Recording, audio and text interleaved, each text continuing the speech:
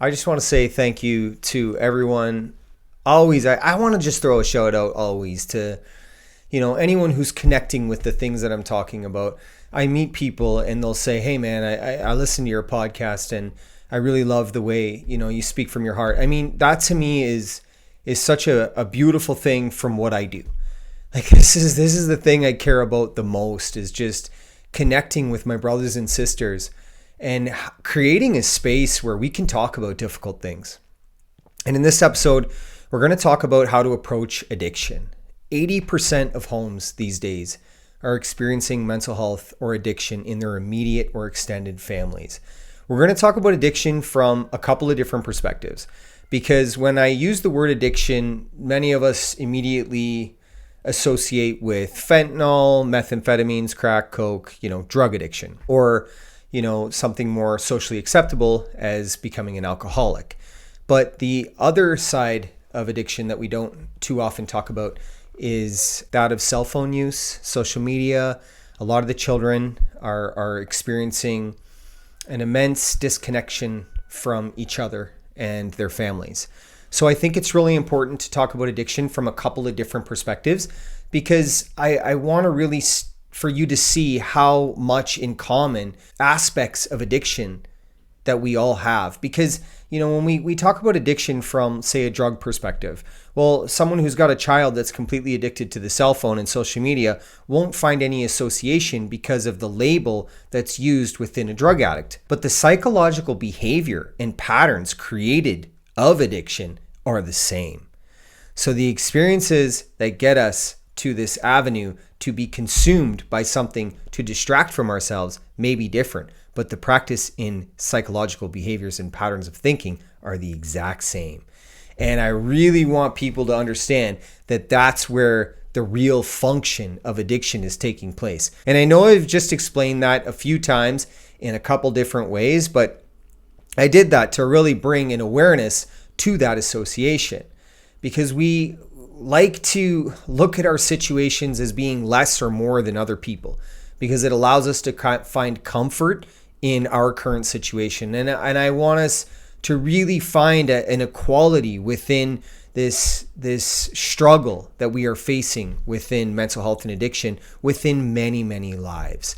I mean, the more we can connect over this subject, like the more communication that is going to take place between individuals who have common experiences taking place in their lives. I mean, that's how we learn from each other.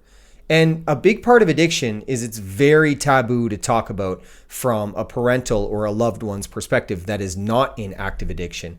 I mean, the conversations that need to take place to allow an individual to process what they're going through with a loved one needs to happen.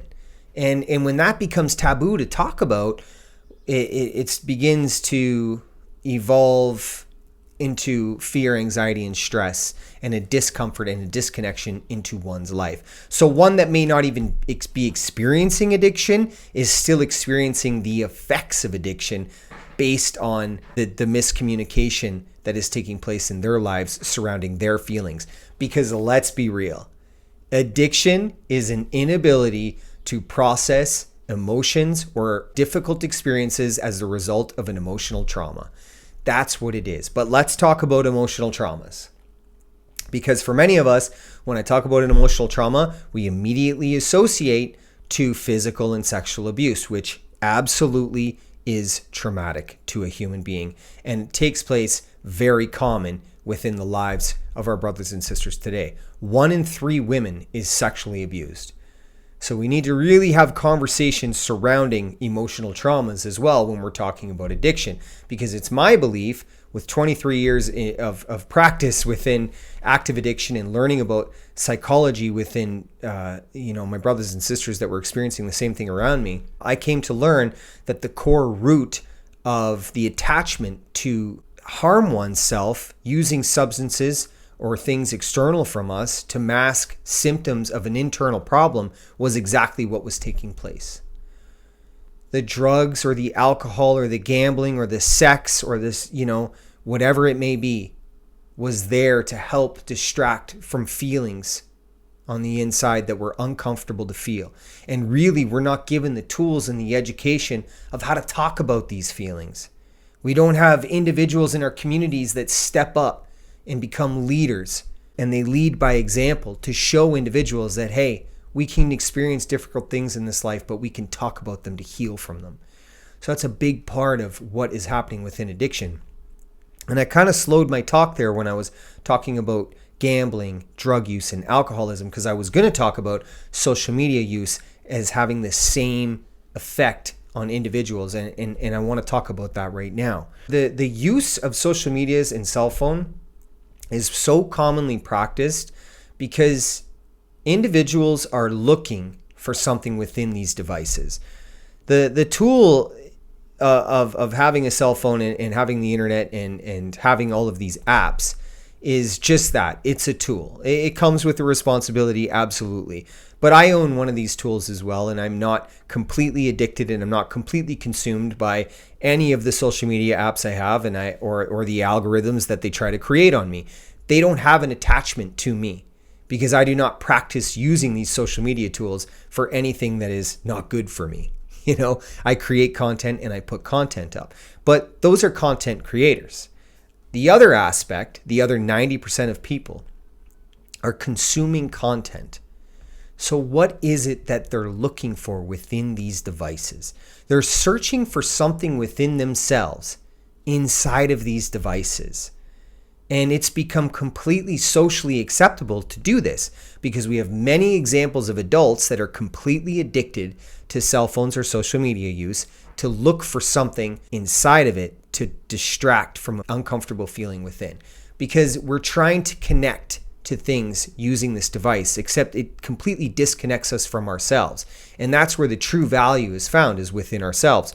But navigating this personal journey or personal understanding of self is difficult because we don't have community leaders or examples or conversations that are happening in such a readily available manner, which is why I do this podcast. I want to be one of these individuals that does talk about these things, that does see things from another perspective and says, hey, this is the reality we're living in, but we have an opportunity to change it. And if you're a parent and you are witnessing your child completely consumed by the cell phone, first off, I want you to take a look at your life and really evaluate how much you use your phone and how normal it is to practice using social media apps. And, if that is a way that you choose to see your identity and put your identity out for the world is done through that applicational value that you find within yourself. Because if you find that within yourself as a guide, as a teacher to these little humans, to these children that are going to become adults, that we see practice these behaviors, we've got to look at where they're learning it from. Now, it may not be us, but if it is, we can be accountable in our lives. And that way we can have a common association or a communication with our children that they'll relate to. Because we can say, hey, I've been practicing this in my life, consumed by social media, where I feel I need to put my life online so that people can see this identity of me that quite possibly might not be my true authentic self. You can have that conversation with your children to say, hey, this isn't good for you.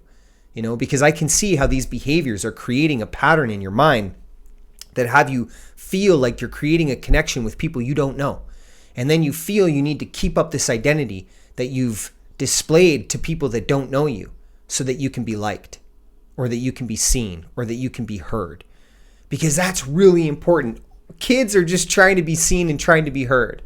And these days, with the cost of living and the complete distraction due to the social acceptability of cell phone use, they are more desperate than ever to be seen and heard, yet they're finding the same value within the consumption of using the phone because that's what they see their loved ones doing so often. So, that's a big result of what's happening with these tools as well, is the ability to be seen and the ability to be heard.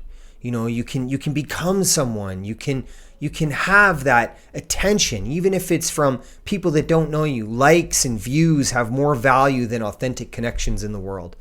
And that's something that's been practiced. And we've had less conversations surrounding the importance of being authentic and being truthful. And we found more value in, YouTubers or content creators that might be pretending to be people they're not, or teaching the kids values that are not good for them, right? Like, not that they're not good for them, but they're not beneficial to their personal growth.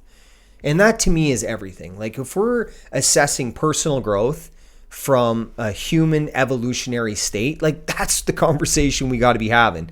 And that's the conversation that I do have. And that's why I have them. That's why I talk this way. Because it's important that we can see the power that we have in our lives to approach these things called addiction. Or really, they're just distractions. They're distractions from an inability to communicate and connect with ourselves. Because once we connect with ourselves, we really see how easy it is to connect with those around us, because we've done the work on ourselves, and we realize we can see that in other people. It's a direct reflection of ourselves. So it's important for us to become examples, to become leaders, by being the example, by taking action to try new things and have difficult conversations with the people we love, and really open up a space for communication to happen in this manner. I mean, addiction is practiced because you found an ability to hide. And when you find an avenue to hide from yourself in areas where there's still many people, it becomes comfortable. And that's practiced, that behavior.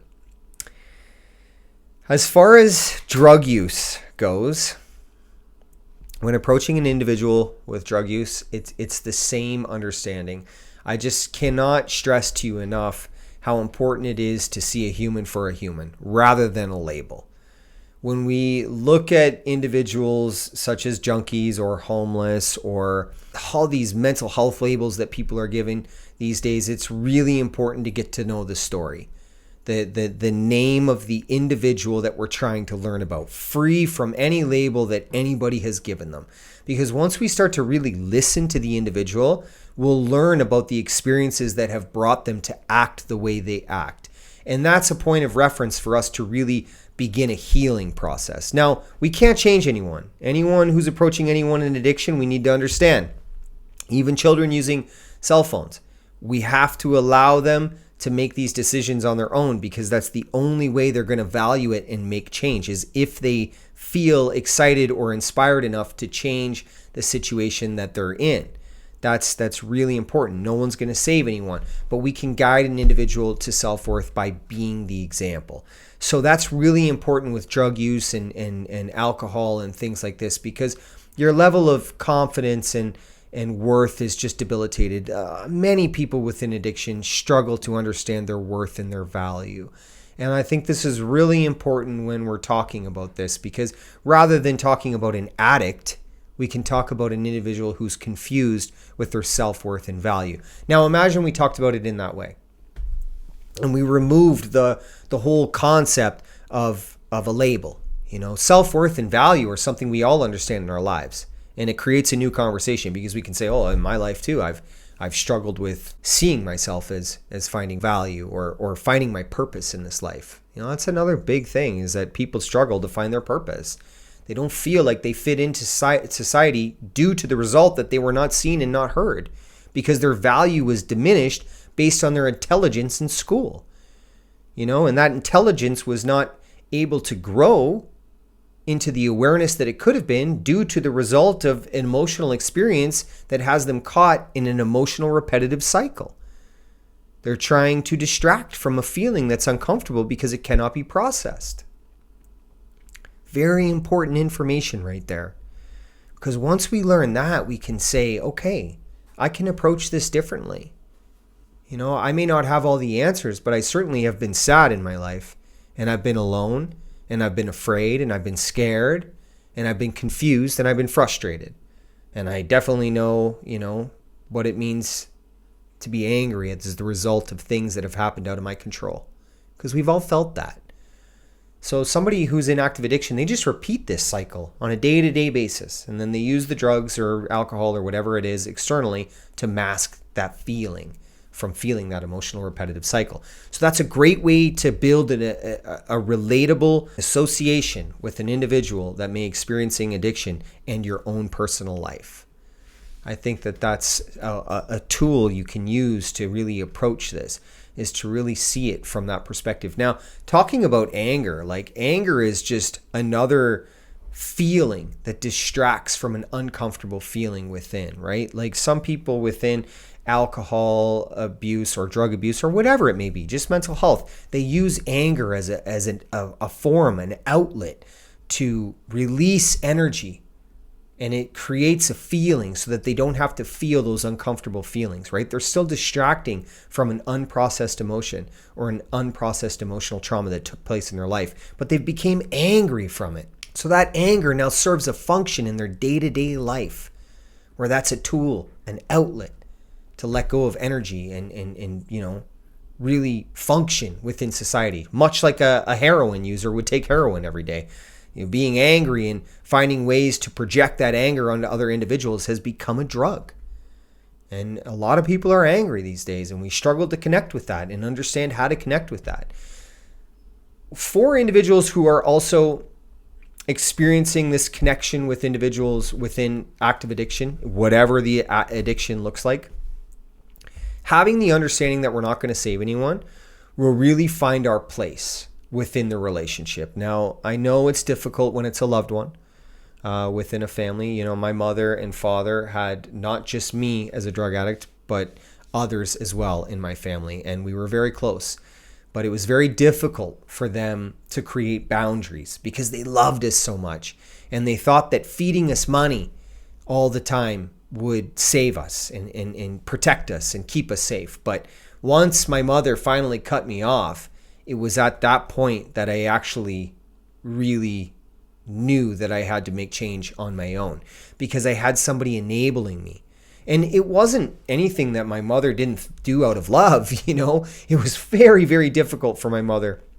Anyone that's got a child or a loved one in active addiction, they understand the level of difficulty that you're participating with. And even with a child with cell phone, trying to get through to a child that's completely glued to a device all the time, it becomes very frustrating because you don't know what to do.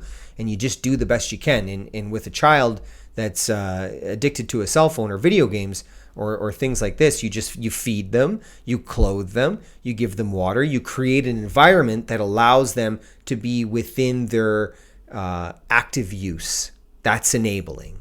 And that's really what it looks like. So you really got to challenge your place and really your understanding of helping a loved one. Now, even with children, life's got to get a little difficult for them.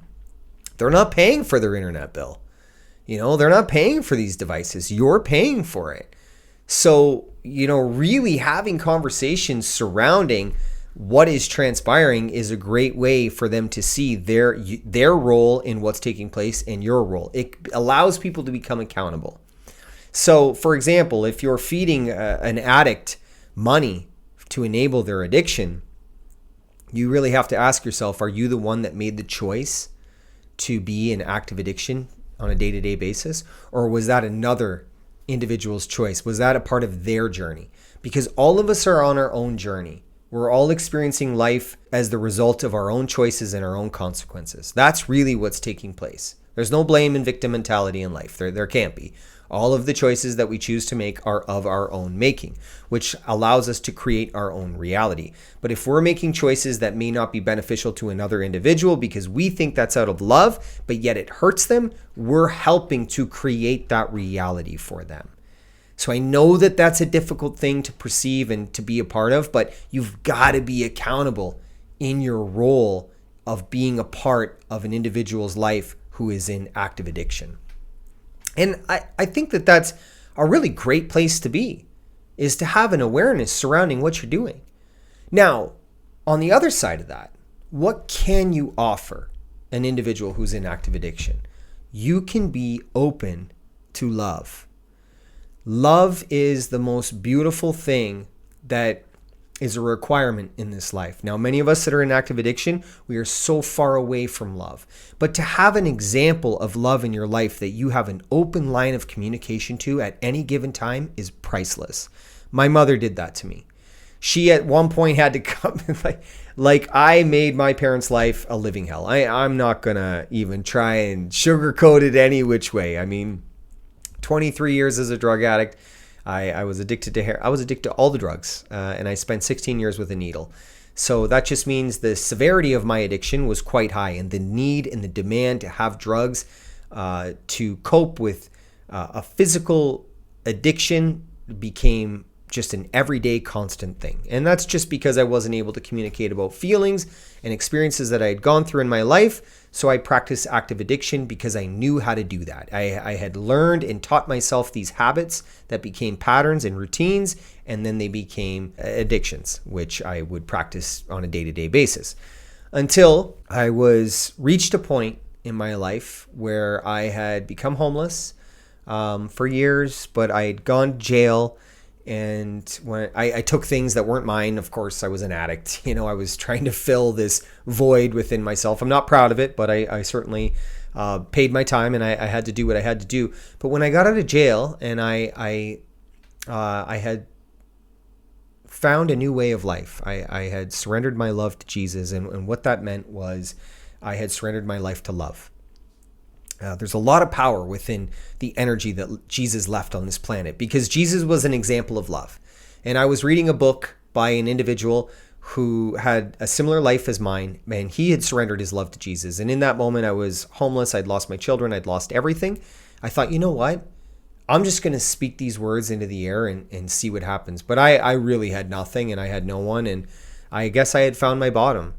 Because it brought me to speak words that I had no connection with. I didn't even know why I did it, but I really was grateful that I did, because when I did, the interesting thing that happened to me was that tools like compassion, empathy, love, and forgiveness were shown to me in a way that I knew how to use them. So I was able to go into my past, into very, very far back into my childhood. And I was able to heal the experiences and the emotions that I carried for so long using tools of compassion, tools of empathy, tools of kindness. And the most important one was forgiveness. So I forgave myself for everything that I had done. And then I forgave everyone for all the things that they had done to me. Because I knew in that moment that I was not my past. It was certainly a part of my present, but it did not define me anymore, because I chose to be someone different in the present moment. But I had to get there through the extreme difficulties. And had of my mother kept feeding me money, I would have remained an addict, because I just would have got out of jail. I would have figured it out, and I would have, created some story that I would have got money. But she cut me off. And it was a beautiful thing. And my parents were in no position to be giving me money all the time. I mean, good Lord, my mother's still working today as the result of my actions, because she was there, giving me so much money all the time. And I walk with that today. And my mother and I are so close. I mean, she is one of my best friends. She's a true love and light in this planet. She's an angel. My mother is the example of what an angel is to me. And I look to Jesus as being the same thing. Jesus was an example of the love and the light. Religion has created another idea of what Jesus is, but to me, how I see it, I just see him as a man who had less, but he carried so much more, because the love and the light through his truth and authenticity was what was able to change people's lives. So I lead by that example today. And I was able to find that on my own. Now, I don't paraphrase scriptures. I don't know anything. I know very little about the Bible, and church for me is not a building with a symbol at the top of it. It's out here in the lands with my brothers and sisters, and I lead by example by taking action. And I have used tools like kindness, self-love, and self-care, and I practice my emotional understanding of myself on a day-to-day basis. And I had to do that by finding an extreme difficulty, but because I had lines of communication opened up to me with people that were examples of love in their own lives, that helped me grow when I needed it the most. So what does that mean for you? So for you, your practice does not come in carrying the emotional baggage or the emotional weight of the loved one in active addiction's experience as your own. That's not for you to carry. That's for that individual to carry. For you, You've got to be the example of love. So your practice of self-love and self-care and understanding in your role of what it means to be there for a loved one, dictated through the cultivation of love within yourself. Because to give another individual love, we must first have love for self. And you really got to understand that, because when they need you the most, you've got to be strong. You've got to be strong for them to come to you, and you got to be able to carry some of that weight. But when you're walking in the experience of addiction on a day-to-day basis, of course you're drained. Of course you're tired. Of course you have zero time for yourself, because you're carrying someone else's experience that's out of your control. All we can do is take action in our own life to be an example. And the more action we take and the more of it an example we become, the more light we transmit in dark places. And the individuals that we love that are in active addiction, they always can see that light no matter how dark it is, because it's a beacon for them, and that's not just for the loved ones that we have around us. That becomes for everyone around you. You become the example. And communicating about experiences that are difficult in your life because you do not fear judgment by others, that's for you. You first have to not judge yourself. Many people that have loved ones within active addiction, they feel a great responsibility that it's their fault. And I can promise you it's not your fault, because no matter what happened throughout the course of parenting, there is no manual for parenting. So there's no right or wrongs, and we're certainly not taught how to be parents within schools. And the understanding of what it means to be a parent typically comes from those that raised us. And they never had a manual for parenting as well. So it's important to see that. But if there are things in your life that you can become accountable for, that's your healing process. That's how you can heal in your life. And the more you heal within your life, you can share that with the loved one that may be in active addiction when the time is right. And you'll know when that time is right, because honest conversations will present themselves. There will be an emotional balance within two individuals' lives that'll really see an opportunity to share the work that we've done. So try not to carry any regret, shame, or guilt for the things that have transpired, because they've already happened. We just have to find education in the experience to share with others to help them along their way. That way, it's not really a mistake or something we have to regret. It turns into something beautiful because we can share it to help other people in their lives. 80% of people are experiencing mental health or addiction in their immediate or extended families. So never before has your difficult experiences and your struggles in life been more valuable to society. And it's really important for me to share that to you like that, because I want you to see that there's always a positive within the negative. We just have to remove the judgment aspect that we hold over ourselves and the fear of others, because there's 8 billion people on the planet. People be struggling. If they want to pretend that everything's okay, that's for them. We don't need to judge individuals like that. But how do you step out in the world? Do you step in the world carrying the emotional baggage of fear, shame, regret, guilt? Like, if you're carrying that when you leave the house in the morning or when you wake up in the morning, assess that. Find areas in your life that need healing, and you can do that using tools of compassion, kindness, understanding, and forgiveness. We make mistakes in this life, and they lead us to challenging consequences, but those consequences have beauty inside of them, and there's education there for us to get back up and try again. It doesn't matter how far along the journey you are. I was 36 before I decided to stop falling down over the same friggin' lesson I was trying to learn. What I learned, though, was after I'd overcome this lesson of falling down and getting back up again over my drug use due to an emotional trauma and unprocessed emotions that took place a long, long time ago, I experienced new challenges in my life. Because making mistakes in life is a part of life. It's just how quickly we learn from them. And I just use my life as an example of what it means to share about that and how we can connect with each other. And that's why I created this podcast, is because it's beautiful to me to be able to have difficult conversations surrounding difficult topics that are happening in so many lives right now. So we all have so much value to offer the world. It's just whether or not we're willing to step out and speak our truth and be authentic. And if you feel that people are judging you for the things that you're talking about, then that's just a community that doesn't see your value, because your truth and your authenticity is priceless. It's got to come from a place of love. We don't want to, blame and victimize other people when we're speaking our truth and being authentic. We certainly have to understand that everyone's experiences are their own experiences and everyone's on their own journey. So we can't judge another or try and put our belief systems on another. We just speak the truth that's held within our heart. And when that comes from a place of love, it's very authentic. And it's very beautiful in its delivery because it understands that delivery method, We don't have to be stuck inside of judgmental ideologies. So I just want to share that with you because people, when we're talking about speaking truth and being authentic, we really got to understand how we do that. We haven't practiced. We haven't practiced speaking our truth and becoming authentic, which is why it's so hard for people to connect, which is why it's so hard for the kids to connect. This is a big reason why they're stuck inside of these devices. It's because they're afraid to be their true authentic selves. They're so afraid to be judged and they're so afraid not to be accepted because they have not accepted themselves. And that's really important to understand. And it's okay if that's happening in your life. It's absolutely fine. But it's because it's an opportunity for you to become aware of what's transpiring in a child's life or an avenue to open up a line of communication. Now, they may put up a wall with you.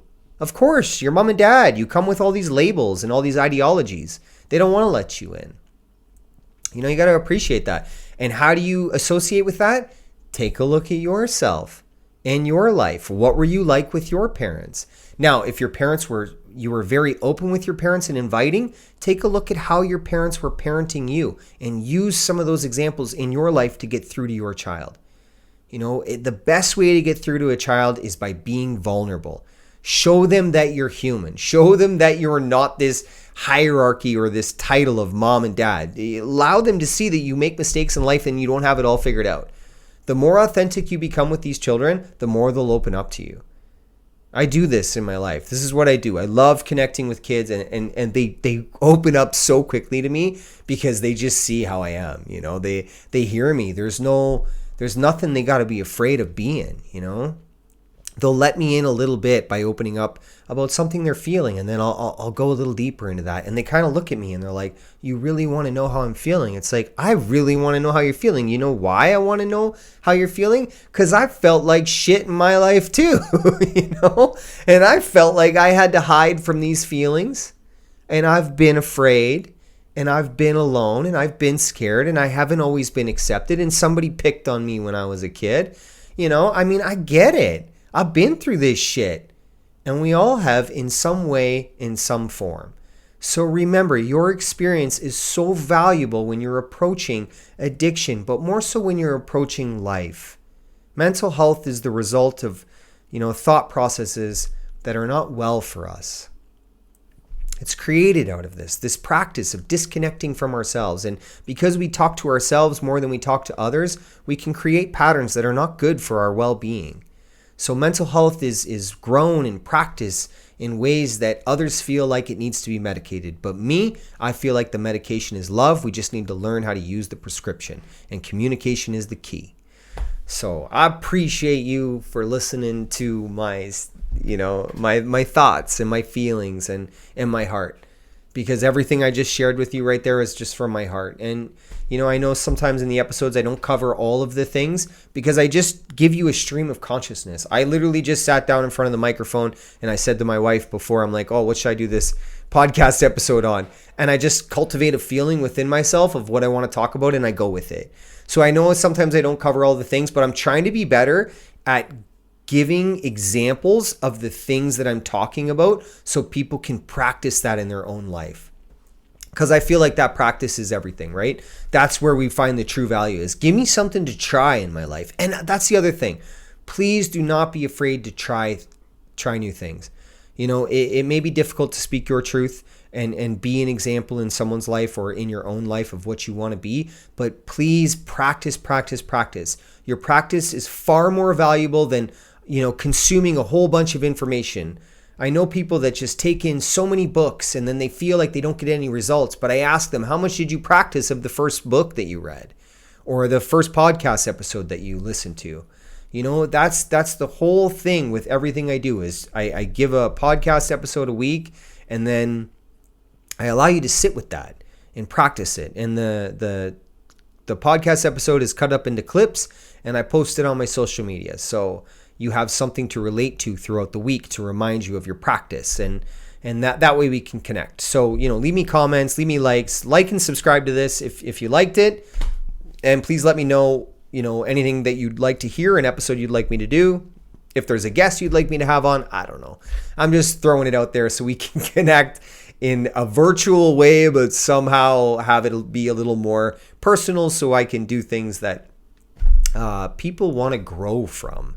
Because that's what I'm all about. And I talk about the things that I'm feeling for sure. But there's a lot of feelings that are happening in the world that I'd like to appreciate and grow with as well, and bring in awareness to. So, let's open that line of communication up. My social media is Real Talk for an Unreal World. That's Facebook, Instagram, TikTok, YouTube, Spotify. All my podcast channels are under that name. And if you just like and follow my stuff, it just helps the algorithms boost into the system. I personally don't spend too much time on social media. I just upload my content and I put it into the world. But the more people that can pull information from the things that I talk about and connect with it will help them to heal. And that's all I care about. Popularity and incurring an immense amount of money is not what I'm about. It's the evolution of love that I'm here for. So help me with that, because we are a community and we can do this together. And talk about this with friends. If you feel like, there's something in the episode that someone can connect with, just send them the episode. Just send them the link and say, check this out, or whatever it may be, right? Because there's a lot of people experiencing mental health and addiction that don't have an avenue to communicate about it, or they feel like it's taboo. So you can do that in your life. My Twitter is Real Talk, 4 Unreal. My Gmail is realtalkforanunrealworld@gmail.com. I have a whole new platform that's opening up. Basically, it's just a website, but I've started a public speaking company where I'm being brought into schools and corporations and industries to have real conversations about mental health and addiction and how we can, evolve through this together, because this is the way I talk, because this is who I am. This is what I stand for. So I really am an example of what I believe in this life, and I'm okay to talk about it. I really am. So even if you feel like you got some questions or something you got on your mind that you need to see another way, or you want to talk to somebody who has a perspective on addiction, please reach out to me. I've had people send me very beautiful emails, and I'm very, very grateful for that. But this is something I do. I care about connection, so I make time for that. But as always, much love for your practice. Much love for being here at a very difficult time, but it's so beautiful because we are at the end of something. We are experiencing the end of a very egotistical era on this planet, and we are evolving into love. And it's very difficult to be a part of that great transition because we've come to such a dark place. But the light always has such a high vibrational frequency, it penetrates all of the darkness. So, really congratulate yourself for coming back here and offer yourself gratitude to carry the emotional vibrations that come with a very dense era on this planet at this time. And, if you're following my podcast on Spotify or anything like that, it's all there to help you grow. So much love. I appreciate you guys.